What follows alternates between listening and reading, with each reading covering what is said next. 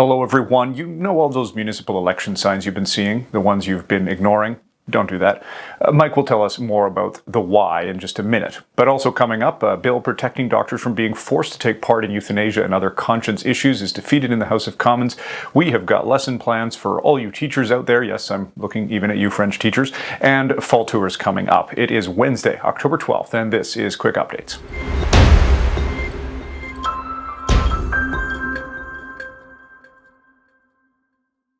So those municipal signs are not just there to provide shade for local andhills. Here's Mike. Hey everyone, as you can see, I'm here at the advanced polls for municipal voting. I'm in my hometown of Chilliwack, BC, and as we've been doing this past fall, ARPA Canada wants to encourage all our supporters to get involved in the municipal elections. To do so by getting informed, many of the local ARPA chapters have been working on election surveys to help you get informed. Municipal voting is super important, and we need to recognize that. Even though municipal councillors, school trustees aren't the ones regulating euthanasia or regulating abortion, they impact our lives at that local level, the lowest level of government. So we want to encourage everyone to get out and vote. Again, today here in Chilliwack, it's advanced voting. In British Columbia, general voting happens this week Saturday on October 15th.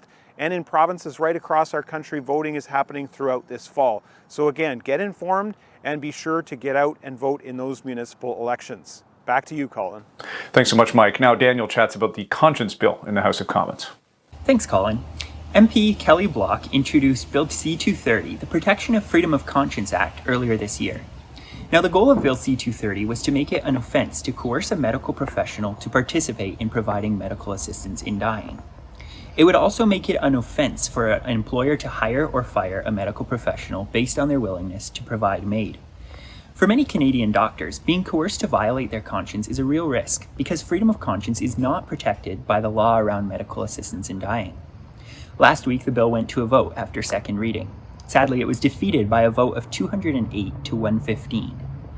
Now, if your MP voted in favor of this bill, send them an email. Thank them for trying to protect conscience rights for medical professionals, and ask them to continue to work towards such protection in the future. Back to you, Colin. Thanks so much, Daniel.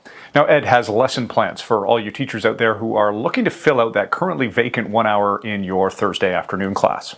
Hey, thanks, Colin. I'm here in Moose Jaw, Saskatchewan for the annual Canadian Reformed Teachers Conference. We have 120 educators from schools in Alberta and Manitoba here, and I love their theme, Preparing God's Covenant Youth for Life Outside the Classroom. So I had the opportunity this morning to briefly address the teachers on the topic of salty Christian citizenship and how that plays out in our homes, in our schools, in our churches, and then of course into the public square where students end up being outside the classroom.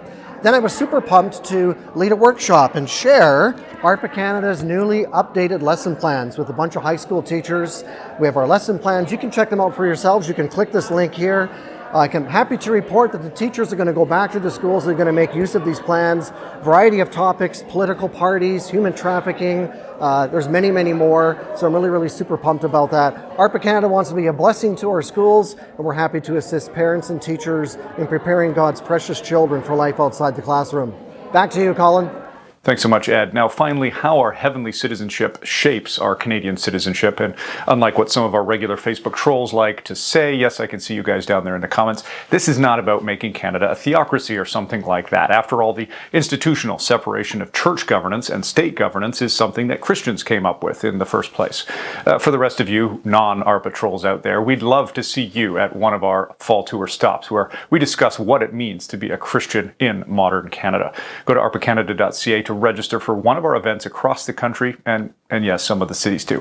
That's it for quick updates this week. Thanks to you for watching. Please do like, share, and subscribe, and we'll see you next week.